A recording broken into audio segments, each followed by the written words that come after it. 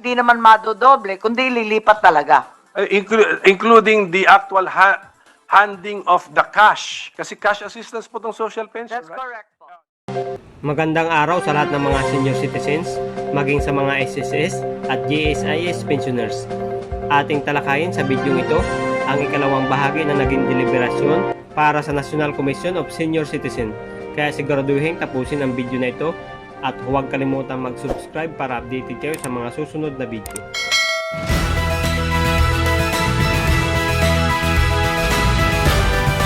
Sa ikalawang bahagi, dito ay nilinaw na ang National Commission of Senior Citizens o NCSC na ang hahawak sa lahat ng cash benefits program at assistance para sa mga senior citizens mula sa taong 2023. Ito ay mula sa Department of Social Welfare and Development o DSWD at tinalakay din dito kung ano-ano nga ba ang mga functions ng NCSC. Panoorin ang naging talakayan. Hindi naman madodoble, kundi lilipat talaga. Including the actual handing of the cash. Kasi cash assistance po itong social pension, That's right? correct po. The actual handing of the cash from government to the senior citizen beneficiary will be done by DSWD or the NCSC. NCSE po. NCSC, kaya nga. So, ibig sabihin nun, 200 people will distribute the cash to actual senior citizen beneficiaries from Apari to Holo. Right. That is di ba kung yun ang sinabi niyo pong That's na-approve correct. po, opo. Yes, that is the understanding that they will undertake the entire distribution and implementation of this. Right now, it's DSWD. They have 55 contractual personnel in DSWD, but there are 800 contractuals being hired for the distribution of funds.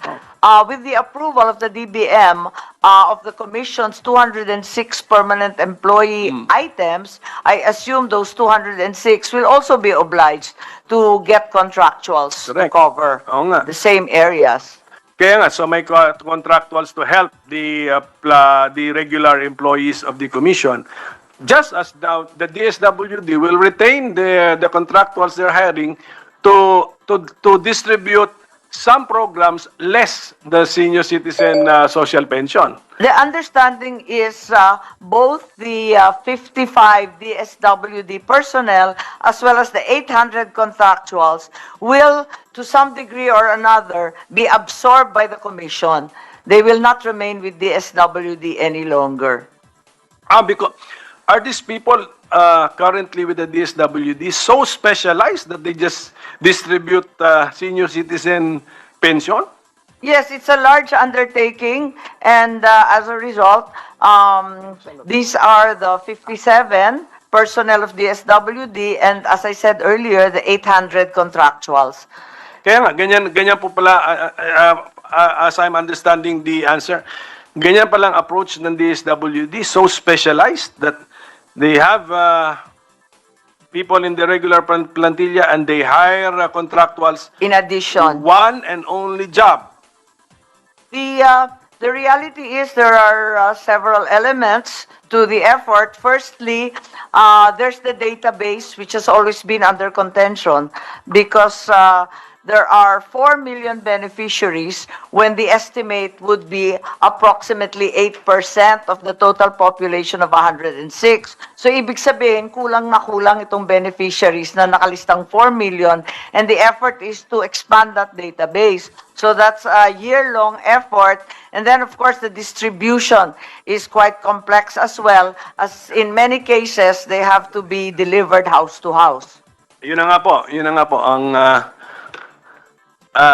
if we let go of the 800 from the DSWD will still hire some contractuals to perform some of their other functions which could have been performed by the contractuals to be hired by the National Senior Citizen Commission. I hope Her Honor sees my point na parang magkano kaya yon yung PS nito at saka MOOE nitong mga to? 200 plantilla, let's assume na They will all be hired, and then 800 contractuals to execute or implement the How much is your pay? social pension. Right now, there are a mere 42 positions that have been filled up, and the cost for that is about 56 million pesos. Naturally, that will multiply by 5 at the point that it becomes 206 employees, dadagdagan pa nung 800, malaki-laki siya. Yung bayad kasi sa 800 sa MOE na kukunin niya tayo. Manggagaling sa MOE. Hindi po biro na halaga yun. Okay. Ngayon po, ito po yung mga functions po ng ating commission, no? Na which has the potential to be a very important commission because of this. How may I know first of all how old is the commission now? As of today, how old Well, is this? I think 2019. It's 3 years old. Barely 3 years But old. if we note, I think the very first appointments occurred in 2020, and most of the appointments actually occurred in 2021. Medyo natagalan talaga ang composition nito. Does the commission observe collegiality? I mean, They're all nodding, sir.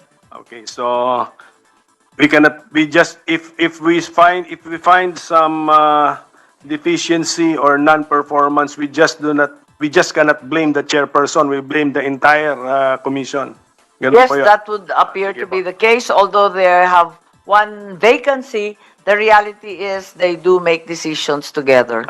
Kasi the initial information which got to me is ni quorum wala sila, but they have quorum, so they cannot use lack of quorum as the reason. They have quorum. Yes, I believe that they have quorum starting 2022 January kasi dumami na sila, naging 7 na. Ngunit yung isa nga napunta sa DepEd, ganun pa man, may quorum sila mula noong January. Okay, yes. Ito po yung mga functions nila under the law. Sukatin natin kasi ayaw natin itong parang hindi kasi ako naka-attend dun sa subcommittee hearing po natin. Hindi ko na itanong, unlike yung naitanong dun sa OMB. Ayaw mo ko kung nandito kayo, no? Yung mga achievements nila. No, ito po ang kanilang functions kasi. Ensure the full implementation of laws, policies, programs of the government pertaining to senior citizens. Review and conduct studies on the same and recommend appropriate actions thereon to Congress and the President. Number 2, formulate policies for the promotion and protection of the rights and well-being of senior citizens. Number 3, conduct information, education, and communication campaigns to raise awareness on the rights of senior citizens. Establish and maintain, number 4, establish and maintain cooperation and consultations with local government units and national government agencies on all matters pertaining to the general welfare of senior citizens.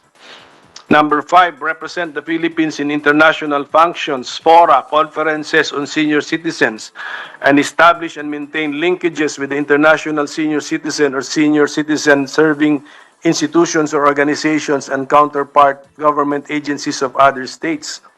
Number 6, constitute and convene when necessary an advisory body to be composed of such representatives from the government, non-government organizations, civil society, and the private sector as the Commission may deem appropriate to assist in the performance of its functions. Develop appropriate mechanisms and procedures for the selection and nomination of the members of the Commission for appointment by the President, and perform such other actions and functions for the promotion of the welfare of senior citizens as may be directed by the President. 8, I have enumerated 8 policies which we got from the law. That's correct. So, ano na po ang achievements po ng komisyon na ito dito po sa mga functions po na ating pong nabasa? The Commission has reported out their efforts to engage the senior citizens in nation building. And they do this specifically by meeting with local government units for the establishment of satellite offices within the LGU jurisdiction. So they're constantly having meetings with the LGUs. They also have conducted workshops to set forth plans of action regarding the transfer from DSWD to themselves.